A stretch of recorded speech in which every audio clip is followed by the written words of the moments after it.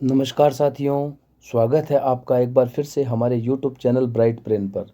जैसा कि हमने चर्चा की थी कि हम बहुत जल्द आपके लिए टेस्ट सीरीज लेके आ रहे हैं संगणक भर्ती परीक्षा के लिए। तो हम आज से प्रारंभ कर रहे हैं अपनी टेस्ट सीरीज चैप्टर वाइज। इसके बाहर कुछ नहीं आएगा, ये मान के चलो। ये प्रश्न अगर आप कर लेते हैं तो एग्ज़ाम में आपको इनमें से बहुत से क्वेश्चन मिल जाएंगे। तो साथियों प्रारंभ करते हैं। यदि आप चैनल पर नए हैं तो फटाफट चैनल को सब्सक्राइब कर दें और बेल आइकन को प्रेस कर दें, ताकि नए वीडियो के नई सीरीज जो आपको चैनल पे डाली जाए उसके नोटिफिकेशन आपको मिलते रहें। साथियों प्रारंभ करते हैं। चलिए, ये है संगणक basic of statistics test series. सबसे पहला प्रश्न आप देख पा रहे हैं स्क्रीन पे। निम्न में से कौन सा कथन गलत है?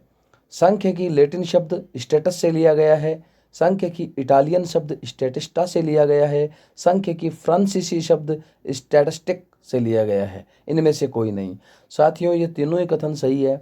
सांख्यिकी के जब आप इतिहास और परिभाषाएं पढ़ेंगे तो वहाँ आपको मिलेगा लैटिन शब्द स्टेटस से भी लिया है, इटालियन शब्द स्टैटिस्टा से भी लिया है, और स्टैटिस्टिक जो है सांख्यिकी का फ्रांसीसी शब्द उससे भी लिया है। तो ऑप्शन डी इज राइट। उपरोक्त में से कोई नहीं, ये आपको इसमें ध्यान रखना है। तो ऑप्शन डी हो जाएगा इसमें हमारा। दूसरा प्रश्न है हमारा साथियों इसमें, सांख्यिकी का संबंध है गुणात्मक समंक से, मात्रात्मक से, दोनों से, इनमें से कोई नहीं। देखिए सामान्यतया तो सांख्यिकी संख्यात्मक तथ्य है या मात्रात्मक समंक से संबंध रखती है, लेकिन जैसे कुछ जगह है वहाँ हम गुणात्मक तथ्यों को भी कहीं ना कहीं संख्याओं में उनका कोई आधार बनाकर रैंक, कोई विशेषता के आधार पर उन्हें क्रम प्रदान करते हैं।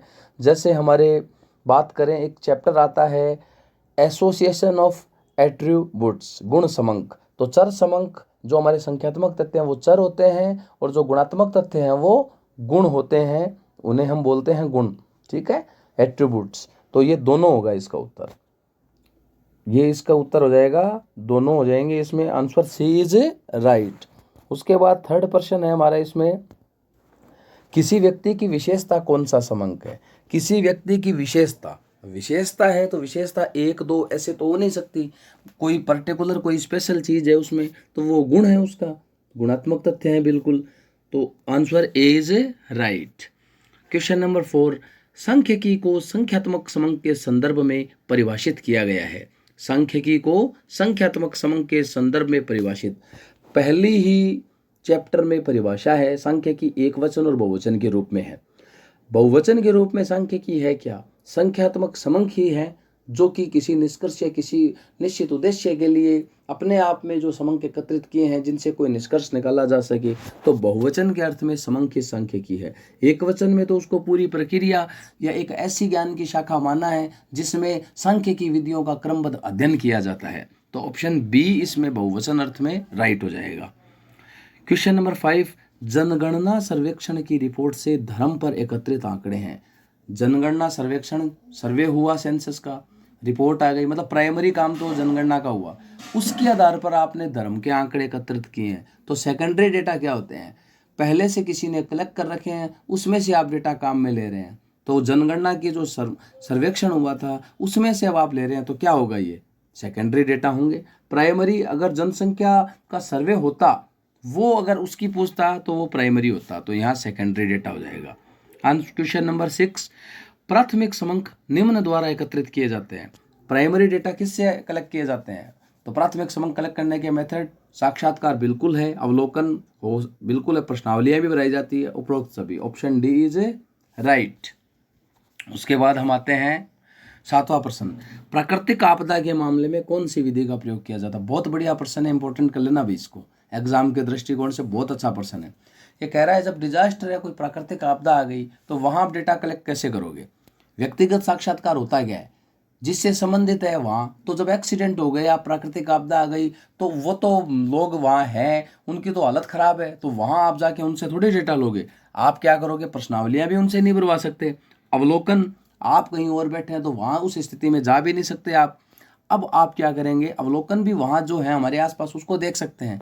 अप्रत्यक्ष साक्षात्कार, वहां जो लोग और हैं, जो समूह हैं जो इस चीज को देख रहे हैं, उनसे आप डेटा लेंगे कि भाई क्या प्राकृतिक आपदा है तो कितना नुकसान हुआ, राहत कार्य कैसा चल रहा है, कितने मरे, कितने बचे, क्या स्थिति है, ये सब वहां के स्थानीय लोग आपको देंगे। तो अप्रत्यक्ष साक्षात्कार हो जाएगा इसमें। क्लियर? चलिए उसके बाद में नेक्स्ट प्रश्न पे आते हैं हम। समंक संग्रहण की कौन सी विधि व्यापक क्षेत्र को कवर करती है? बड़े क्षेत्र में जब हमें डेटा कलेक्शन करना हो तो टेलीफोन साक्षात्कार नहीं, टेलीफोन तो हम लिमिटेड लोगों को कर सकते हैं। प्रत्यक्ष साक्षात्कार, इसमें भी कम लोगों के पास ही पहुंच सकते हैं। प्रश्नावली, बिल्कुल प्रश्नावली में आप एक अपनी जो रिसर्च है उसके आधार पर क्वेश्चन बनाकर काफ़ी लोगों को भेज सकते हैं। तो option B is right, option B इसमें क्या हो जाएगा हमारा राइट हो जाएगा। चलिए उसके बाद इंटरनेट द्वारा प्राप्त आंकड़े, बढ़िया प्रश्न है। देखने में ये लग रहा है कि इंटरनेट पे हम जो डेटा सर्फिंग करते हैं वो आंकड़े क्या है, प्राइमरी है या सेकेंडरी? सेकेंडरी है। क्यों? क्योंकि प्राइमरी तो वो है जो सबसे पहले किसी ने काम में नहीं लिए, तो डेटा अपलोड किए किसी ने, तो प्रकाशित स्रोत है वो नेट पे अवेलेबल है, तो सेकेंडरी डेटा है वो मेरे। ये चीज़ क्लियर है। चलिए उसके बाद नेक्स्ट क्वेश्चन पे आइए।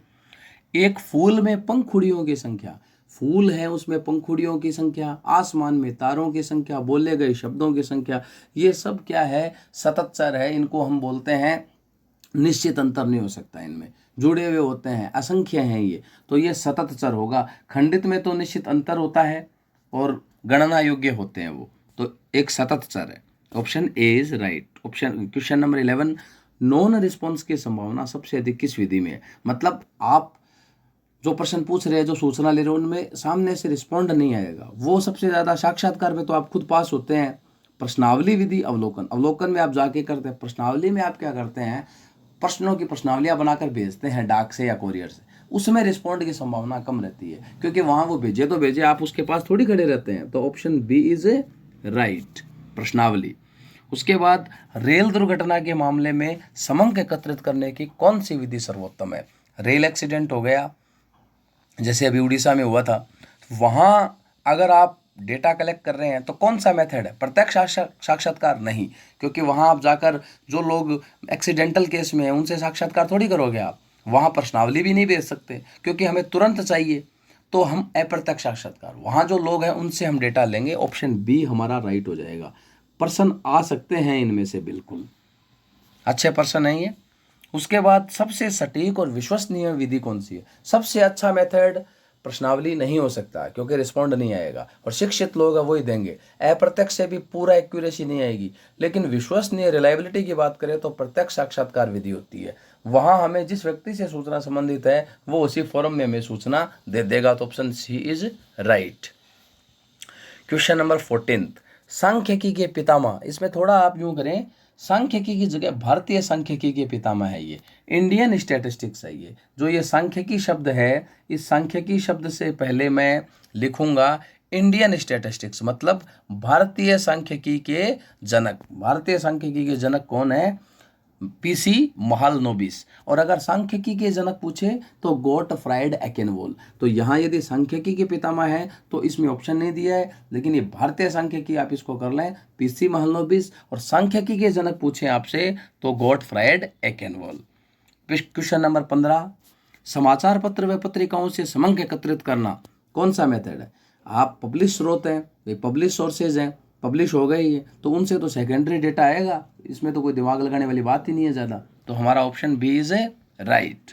ये 15% थे आज। तो साथियों आप हमें कमेंट करके ज़रूर बताएं कि आपको ये क्वेश्चन कैसे लगे, और आप रेगुलर जो आपको प्रश्न हमारे इस प्लेटफॉर्म के माध्यम से दिए जाएं उनको करें, और हम आपको इस प्लेटफॉर्म पे हल सहित व्याख्या सहित बताएंगे। तो एक प्रश्न को यदि हम करते हैं तो उसमें हमारे 4-5 प्रश्न क्लियर होते हैं। तो धन्यवाद साथियों, बने रहिए हमारे साथ। वंदे मातरम, जय हिंद।